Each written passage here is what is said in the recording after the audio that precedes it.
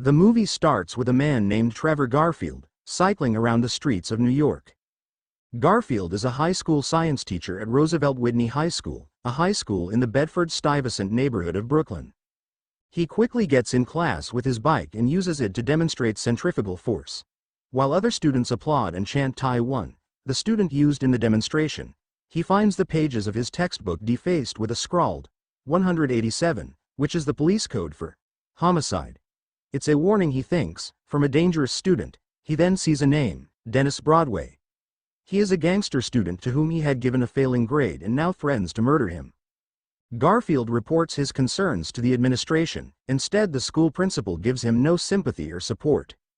The principal then tells Garfield that his problem is that on one hand he thinks someone wants to kill him, and on the other hand he thinks that the students are paying attention in his class. Soon afterwards, Dennis ambushes Garfield in the school hallway, stabbing him in the back and side multiple times with a shiv. He then runs away with no remorse, leaving Garfield severely injured and unconscious.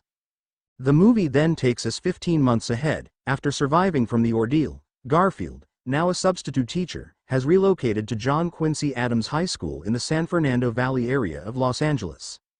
He mistakenly enters a history class and introduces himself. His chalk breaks while writing a question and opens the table's drawer to find another. Garfield sees a gun and quickly closes the drawer. Dave Childress, a burned-out, alcoholic history teacher, finds him in his class. He introduces himself to Garfield and then tells him his class is in the adjacent block. Dave shows him his class through the window, where a student is seen throwing books outside the classroom. It seems the California school is no better than the one he left in New York. Thugs and gang bangers challenge the teachers for control of the classroom and threaten lawsuits if teachers try to discipline them. The administration also does not give support to their teachers. It's as if the whole system is engaged in a charade. The students pretend to study, the teachers pretend to teach, and nobody rocks the boat. But Trevor Garfield is different. He really wants to teach. Garfield's fresh start is here troubled again when he becomes a substitute to a rowdy, unruly class of rejects, including a Chicano tag crew by the name of Cappin' Off Suckers, K.O.S. Their leader, Benito aka Benny Chacon, a menacing felon attending high school as a condition of probation, makes it clear to Garfield that there will be no mutual respect between them. Garfield gets a rough start in his class with the gum students playing poker in his class, while others leave while he's teaching. Benny Chacon, who gets a note for being rude, throws it on Garfield's back. Judging by his past from the first scene, this act extremely scares Garfield while the other students laugh about it. At a table, Garfield takes his lunch and he is joined by Dave. He advises Garfield against reporting the bad boys to the school administration since they always do nothing. Dave says that the administration have no idea of what happens inside the classroom walls, and that they only have cameras that only checks on the teachers. Dave tells Garfield that if he faces the thug students, he should sacrifice one of them to show them who's the boss. A computer science teacher, Ellen Henry, soon joins them at the table. Garfield introduces himself and mentions the name of his previous school. This prompts Dave to ask if that was the school a teacher got stabbed to death in the hallway a year ago. Garfield replies that the teacher actually survived. Dave realizes that Garfield is actually the teacher he assumed dead from the numerous stubs. Dave is amazed with Garfield's ability to survive the attack and still manages not to quit his teaching profession. He even identifies Garfield as a hero and a man with a purple heart, but this tale frightens Ellen to the point of leaving the table. The following day, Garfield is in class teaching as usual. He asks a question on nervous system and Rita Martinez instead tells him that he has a nice butt. He then sees Cesar Sanchez writing on his desk, but when he asks him what he was writing, Cesar rudely asks Garfield if he can see anything in his hands. Garfield moves closer and inquires about the writing he made, K.O.S, and if it has any relation with Benny. Shortly, tension mounts when Ellen Henry comes to Garfield's class. She asks about Garfield's past attack and if he recognized the face of the person who almost took his life. Garfield says he does and that, what he only didn't know was that Dennis Broadway was an OT, opportunity transfer student. Ellen confides that Benny Chacon is also an OT student and that he has also threatened to hurt her. She talks of reporting him to the school administration, but they refuse to take action as they fear the threat of legal action. Ellen tells Garfield that Benny was last year convicted for a felony assault and got suspended twice. This got Garfield thinking. She then asks Garfield for help and he advises Ellen to quit. That night, Benny along with his tag members Cesar and Stevie Littleton murders a rival tagger in cold blood. Then Benny walks away from his tag crew. The following day, Garfield notices that Benny Chacon is missing in his class. He then meets Ellen after his class and she tells him that Benny's PR has not had from him for the last 4 days. For some reason she feels elated about him missing, and notes that Benny had made his life a living hell to the point of moving to her mother's house. Later that night, Trevor Garfield asks Ellen for a date and they met at his house. She teaches him how to dance while they talk about their past experiences. Here we get to see the scar left on Garfield's back from the previous attack. Benny's tag partner, Cesar Sanchez, takes over as leader of the gang.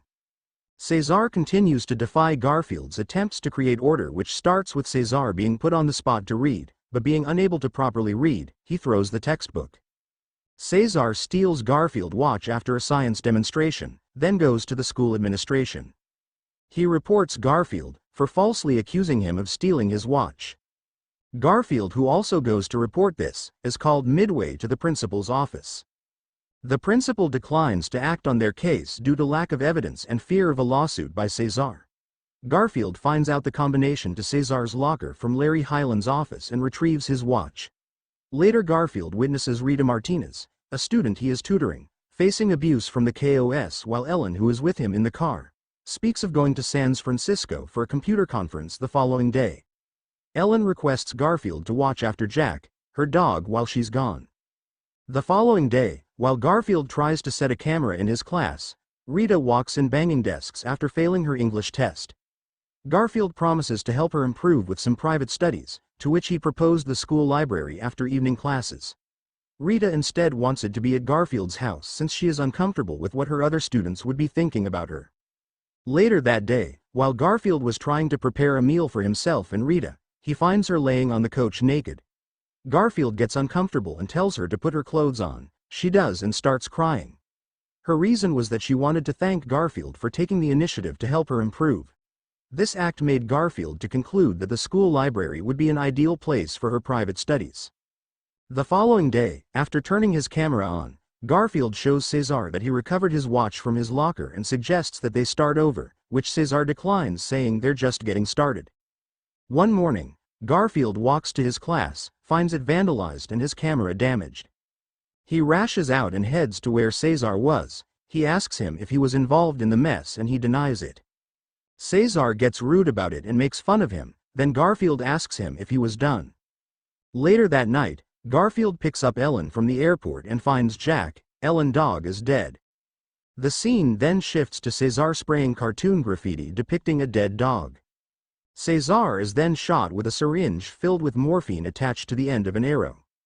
He passes out and wakes up to find one of his fingers removed. The hospital receives a letter with his finger. It now has, "Are you done?" tattooed upon it, which is something Garfield asked of Cesar many times. Meanwhile, Rita drops out of school to escape the abuse from K.O.S. Garfield is eventually fired after administrators find out that he had Rita over to his house for a tutoring session due to the unsavory implications. Benny's dead body is discovered in the Los Angeles River. Cesar and the K.O.S. believe Garfield to be responsible for the killing. Cesar and the K.O.S., inspired by the film The Deer Hunter, corner Garfield at his home to keep him from leaving town after losing his job and get him to confess to killing Benny and cutting off Cesar's finger, which he does without any hesitance. They force Garfield into a contest of Russian roulette with Cesar. Cesar, in a machismo mode, loads the revolver with 2 bullets. After each round, Garfield talks about the lost cause lifestyle Cesar has led. Garfield, on the penultimate round, takes his turn and survives. Instead of handing the weapon to Cesar, Garfield takes the next turn and the weapon goes off, killing himself instantly. Driven by his sense of honor and enraged over the failure of his revenge, Cesar insists on taking his rightful turn against the protests of his horrified friends and ends up killing himself. On graduation day, Rita is shown to have completed her studies and successfully graduated along with the now former K.O.S. member Stevie, who is filled with remorse and feels disillusioned with the gang life. Rita offers a tribute to Garfield by reading an essay about him. The essay incorporates the theme of the Pyrrhic victory.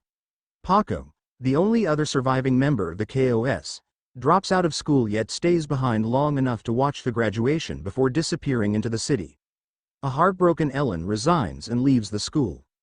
The closing narration cites a 1994 MetLife Lewis Harris survey stating 1 in 9 teachers has been attacked in school, and 95% of those attacks were committed by students, as well as the movie being written by a teacher, and that is where the movie ends. Thank you for spending some time with us. If you would like to see more movie summaries like this, click subscribe to never miss any of our future updates.